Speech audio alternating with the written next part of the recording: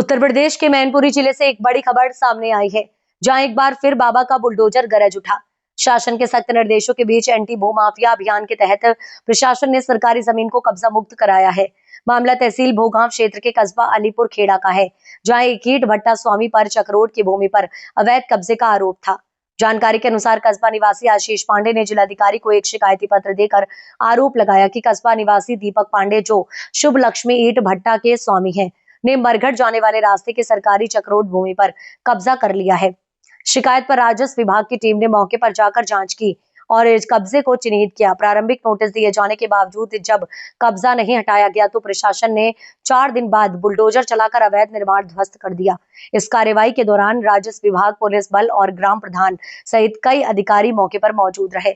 वहीं स्थानीय निवासी नम्मी खान ने भी भट्टा स्वामी पर अपनी गाटा संख्या 23 की भूमि पर कब्जे का आरोप लगाया है। उन्होंने प्रशासन की कार्रवाई को सराहनीय बताते हुए कहा कि राजस्व विभाग ने निष्पक्ष नाप तौल कर सही कदम उठाया है, जिससे सरकारी जमीन को बचाया जा सके। दूसरी ओर भट्टा स्वामी दीपक पांडे ने प्रशासन पर आरोप लगाते हुए कहा कि उन्होंने कोई अवैध कब्जा नहीं किया है। उनके अनुसार मेरी गैर मौजूदगी में पैमाइश की गई और झूठे आरोप लगाकर मेरी प्रतिष्ठा को नुकसान पहुंचाने की कोशिश की गई। इस पूरे प्रकरण पर जिला प्रशासन ने साफ किया है कि एंटी भू माफिया अभियान के तहत किसी भी व्यक्ति को सरकारी भूमि पर कब्जा करने की अनुमति नहीं दी जाएगी। डीएम मैनपुरी प्रेम रंजन सिंह के निर्देशन में चल रही इस कार्रवाई ने फिर से स्पष्ट कर दिया है कि प्रदेश में सरकारी भूमि पर कब्जा करने वालों के खिलाफ बुलडोजर ही अंतिम जवाब होगा। अच्छा, आप एक अलीपुर खेड़ा में चकमार की पहल कर रहे थे कि कुछ अराजक तत्वों ने उस पर जो है ना कब्जा कर रखा था। कौन थे ये अराजक तत्व और क्या कब्जा था और किस तरह से ये कार्रवाई की गई है? आज जो है बाबा के बुलडोजर की घर। अराजक तत्व बहुत छोटा शब्द है।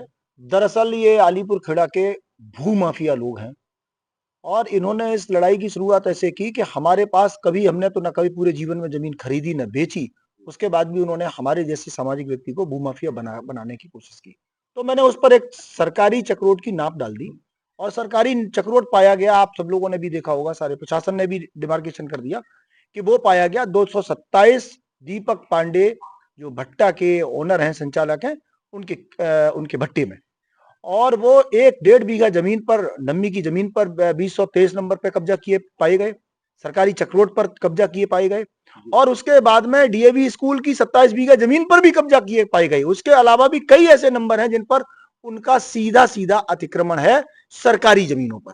जैसे कि आज चक्रोड को खुलवाया गया, चक्रोड की नाप तोल की गई, उसके बाद में बाबा का पहली बार प्रशासन ने जमीन को चिन्हांकित किया और ये उन्हें चेतावनी दी कि आप इस जमीन को कब्जा मुक्त कर दें।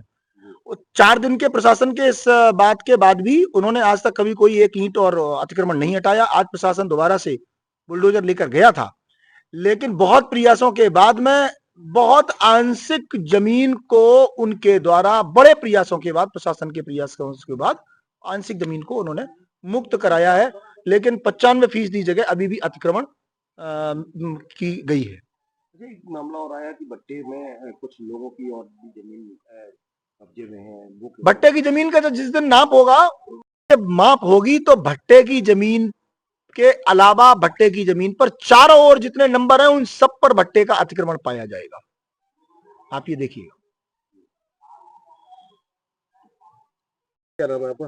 दीपक पांडे नाम है मेरा। आज जो है प्रशासन द्वारा जो है ना आपके भट्टे पर जो है ना अतिक्रमण हटाने के लिए बुलडोजर चलाया गया, ये क्या हकीकत थी और ऐसी कार्रवाई की किस उद्देश्य से की गई है?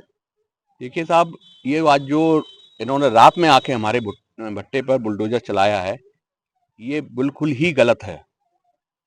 अगर मैंने किसी चीज पे अगर कब्जा कर रखा है, वैसे तो मैंने नहीं कर रखा है क्योंकि मेरा इसमें सिविल कोड में स्टे है और आज एक दावा भी सिविल कोड में पड़ गया है सरकार के खिलाफ।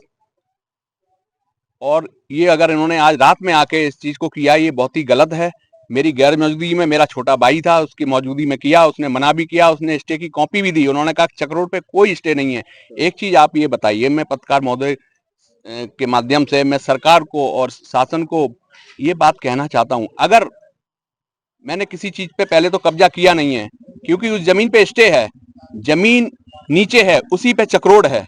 अगर शासन को ये करना चाहिए था तो पहले सिविल कोर्ट में जाता और उनसे ऑर्डर करा के लाता कि इसमें ऐसे ऐसे नंबर पे इसमें चक्रोड है। लेकिन आज जो है नायब तहसीलदार ये बोले कि नहीं नहीं सरकारी रोड तो आपको खाली करनी पड़ेगी, तो हमने नहीं, हमने और भी उनसे बात की थी, तो उन्होंने हमने इनसे पूछा था कि अच्छा रोड पे अगर जो है आपका तो जो भी मालकाना है इसमें जो कब्जादार है उसको नोटिस जारी कर किया जाए। उन्होंने कहा ये तो कोई उन्होंने नोटिस नहीं ये दिया कहा जाता। कि सरकारी जमीन पर कोई भी नोटिस जारी नहीं किया जाता है। हाँ तो वो लिख के दें कि कोई नहीं किया जाता, और वो सरकारी जगह बता कैसे रहे हैं, वो गलत तरीके से उन्होंने हमारी गैर मौजूदगी में नाप दिया। मैंने उनसे रिक्वेस्ट किया कि सर आज नाप दो, तो उन्होंने कहा कोई नपत नहीं होगी, अब सीधे जो है उसको तोड़ा जाएगा। अच्छा, आज जो बुलडोजर चला है तो उस समय आप नहीं थे यहाँ?